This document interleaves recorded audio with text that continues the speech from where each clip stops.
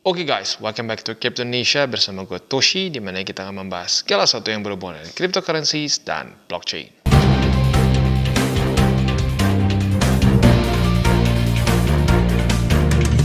Oke, jadi sesuai dengan janji gua tadi pagi di DCWT, gua akan bikin satu video terpisah untuk urusan PP. Karena PP ini sedang cukup hangat dibicarakan ya. Katanya banyak yang bilang ini akan terjadi rug pull. Nah, tentunya ini membuat secara price action drop ya. Di news kemarin ya tanggal 25 Agustus itu drop sampai 15%. Ini sudah mulai circulating dari tanggal 24. Dan kalau kita lihat di sini secara candle-nya sendiri ya, di tanggal 24 ke week terendah itu mencapai di 30%. Ke harga running sekarang sekitar 17%-an ya, tapi intinya terjadi volatility yang lumayan besar dan arahnya ke bawah ya. Jadi pada hari ini kita akan coba bahas secara fundamental, terutama TA ada sedikit lah ya. Jadi apa sih sebenarnya yang terjadi ya? Kalau kita lihat di sini, yang menjadi permasalahan terbesarnya adalah wallet ya. Multisig wallet yang harusnya 8 orang ya, tetapi hanya 2 saja tiba-tiba bisa ditarik dananya. Jadi millions of dollars worth of PP atau ya jutaan dolar worth of PP coin ini flooded flood ke crypto exchanges ya. Kamis lalu. Nah, ini totalnya sekitar 16 triliun token float out dari PP Multisig Wallet ke mana? Ke Binance, OKX, dan Bybit. Ini salah tulis ya, OKX. Nah, jadi ketiga exchanger besar ini dan kemungkinan besar ya possibility-nya dijual begitu ya, akan dijual atau akan dijual atau sudah terjual begitu. Nah, ini membuat market drop dengan signifikan. Yang menjadi permasalahan adalah apa? Harusnya multisig wallet ini 8 orang yang sign baru dia bisa bergerak gitu, baru bisa dipindahkan atau di apapun juga lah gitu. Intinya butuh 8 approval. Tetapi tiba-tiba ini hanya 2 saja ya, hanya 2 signature saja bisa dieksekusi. Artinya ada kesalahan nih ya, antara tim dev mungkin hanya ngomong doang 8 atau apa, nggak ngerti. Nah, sekarang pertanyaannya adalah berarti gimana bang? Semua supply-nya kah bisa dibuang atau dijual oleh tim dev? Enggak ya. Kita akan coba bahas faktanya seperti apa. Jadi faktanya seperti yang kita sudah bahas di video PP gua di berapa bulan lalu ya? Dua kayaknya 2 bulan lalu ya. Gue bilang satu yang unik dari si PP ini adalah secara tokenomicsnya. Kenapa? Karena 93,1% itu sudah menjadi liquidity pool dan sudah kontrak sudah di-renounce ya, jadi tidak bisa diganggu gugat lagi. Nah, banyak orang berpikir, wah dari 93% ini nih dijual oleh tim dev. Enggak ya. Yang dia dari multisig wallet itu ada hanya di 6,9% saja untuk checks listing ya. Nah, jadi dari sekian harusnya si wallet ini, si multisig ini 8 orang, ini hanya 2 saja dan bergerak langsung ke Binance, OKX, dan Bybit begitu. Nah, ini tapi hanya 6,9% saja tetap membuat market panik. Karena lagi-lagi menurut gua pribadi ya 90% lah orang yang punya PP token bahkan nggak ngerti tokenomicsnya begitu. Karena lagi-lagi ini adalah suatu meme coins. Ini kebiasaan buruk dari orang-orang yang suka beli meme coins. Biasanya dia nggak ngerti. Dia nggak ngerti sama sekali. Pokoknya dia ngeliat lagi pump dia beli gitu ya. Dan seperti yang gue sudah bilang sebelumnya ya, PP ini gue tidak sarankan untuk jangka panjang maupun jangka pendek ya. Jangka panjang maupun jangka menengah ya. Boleh cuma buat pendek aja, tipis-tipis gitu. Siapa tahu masih ada momentumnya kemarin. Kenapa? Ya, lu lihat sendiri di sini ya. Lu lihat di sini. Bukan gue yang ngomong ya, karena gini, kadang-kadang kalau ngomongin soal meme coins tuh orang-orang terlalu pakai emosi gitu ya, kurang pakai logika. Jadi kalau gue ngomong fakta, dianggapnya ngefat gitu. Padahal yang ngomong bukan gue nih. Kita lihat sendiri langsung dari si PP-nya sendiri. PP is a meme coin with no intrinsic value, nggak ada value sama sekali atau financial return ya. Jadi dia nggak punya formal team, nggak punya formal roadmap dia cuma ya pokoknya kita bikin pump gitu, as easy as that gitu. Jadi lagi-lagi ini completely useless, bukan gue yang ngomong ya, tapi tim dev sendiri ngomong bahwa ini completely useless dan hanya untuk entertainment purpose only. Jadi bukan suatu crypto project yang ada utility-nya ya. Bukan gue ngomong, sekali lagi tim dev langsung.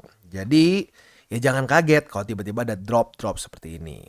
Tapi ya lagi-lagi kalau mau dibilang apakah ini pelanggaran gitu ya dari tim dev? Well, technically speaking yes, karena awalnya ini harus butuh 8 signature. Ini hanya 2 signature saja langsung confirm dan kekirim ke Binance, OKX, dan Bybit. Dan otomatis itu nilainya gila ya, jutaan US dollars. Tetap aja gede gitu. Jadi ada breach of, bukan kontrak ya, a breach of promise mungkin ya. Ya, tapi lagi-lagi gitu, ini adalah suatu meme coins. Jadi kita nggak bisa ekspektasi gimana-gimana sih ya, karena meme coins tuh ya biasanya ya, nggak semua, tapi biasanya tuh nggak ada utility-nya begitu. Bahkan sampai yang paling terkenal pun seperti Dogecoin, arguably nggak ada utility. Shiba mulai ada, tapi ya very limited gitu menurut gua. Jadi lagi-lagi kalau gua pribadi seperti yang gua sudah bahas di video gua sebelumnya, secara tokenomics menarik ya. Kenapa tokenomicsnya menarik? Karena 93,1% ini sudah di-renounce kontraknya. Jadi udah nggak bisa diganggu gugat. Dan benar, ini nggak diganggu gugat yang ini. Yang diganggu gugat adalah yang ini. Nah, ini yang butuh kesannya tuh apa ya? Butuh kepercayaan terhadap si tim dev. Hanya 6,9% saja.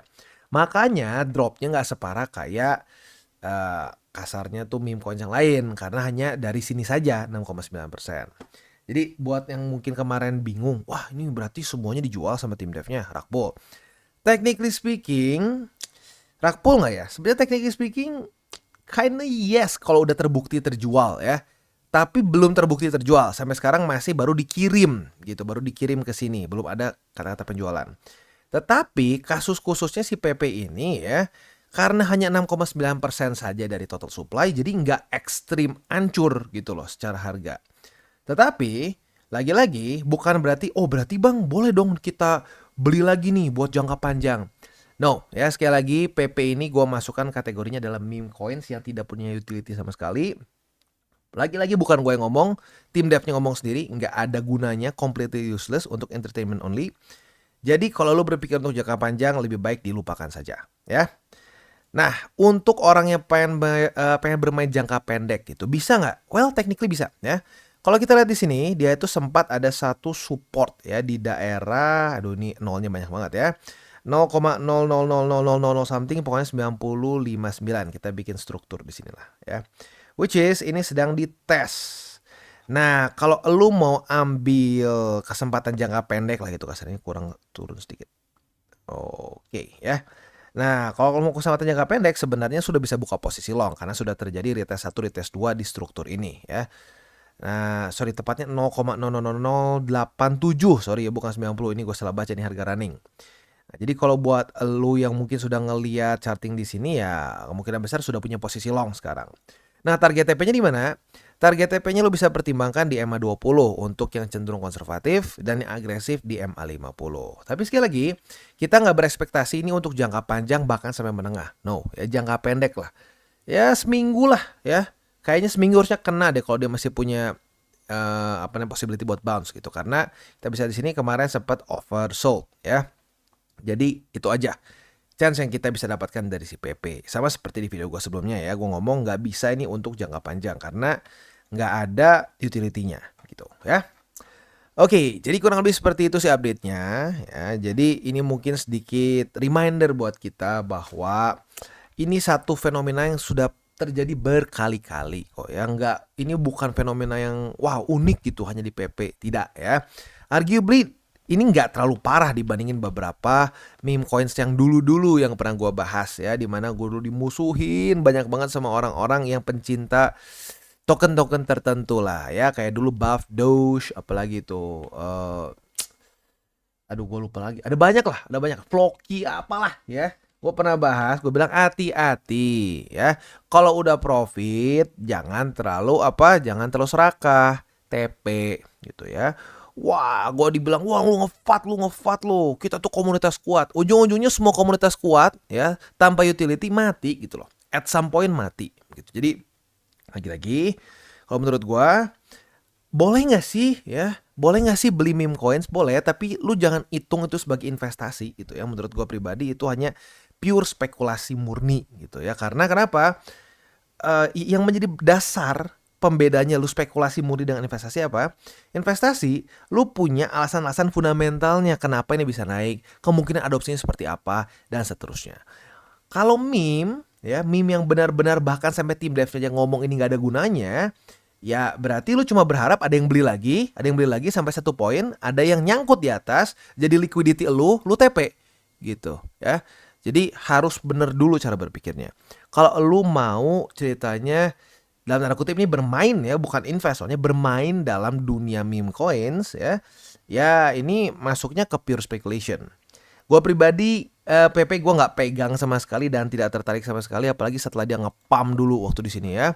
Wah udah ngepam gini, gue bilang ya silakan TP yang udah profit dari bawah-bawah TP gitu, jangan terlalu serakah.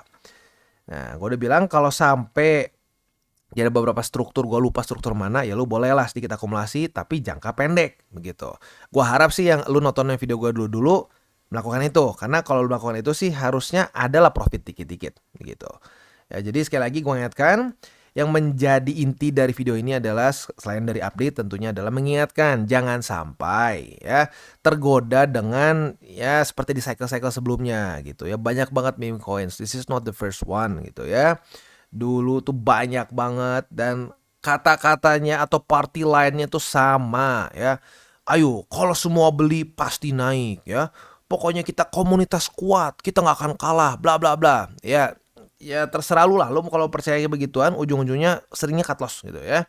Dan buat orang-orang yang dulu gitu, wah nge-spam, gue inget banget tuh sampai YouTube gue error ya, video gue sama error tuh karena di spam terus sama ceritanya, gue katanya ngefat wah gitu ya. Ujung-ujungnya apa? Ya diem 1000 bahasa, sekarang orang mati kok tokennya gitu ya. Jadi ingat, hati-hati, jangan kawin, jangan nikah sama meme coins ya. Sama BTC Ethereum aja jangan nikah, apalagi sama meme coins ya. Jadi kurang lebih seperti itu update gue mengenai PP. Dan buat kalian yang belum nonton DCWT atau Daily Charting with Toshi, bisa klik di sini, di mana kita akan daily chart your favorite cryptocurrencies. Dan buat lo yang belum mengerti juga mungkin mengenai chart, candles, dan hal-hal lain, bisa juga klik di sini, ada tutorials with Toshi. Dan buat lo yang pengen mendukung TCI, salah satunya bisa menggunakan link reflektor di bawah. Dan jangan lupa juga untuk join Telegram group, di mana kita bisa ngobrol-ngobrol santai mengenai dunia cryptocurrency secara 2 arah. So jangan lupa untuk like, subscribe, click the bell icon, and see you on the next video.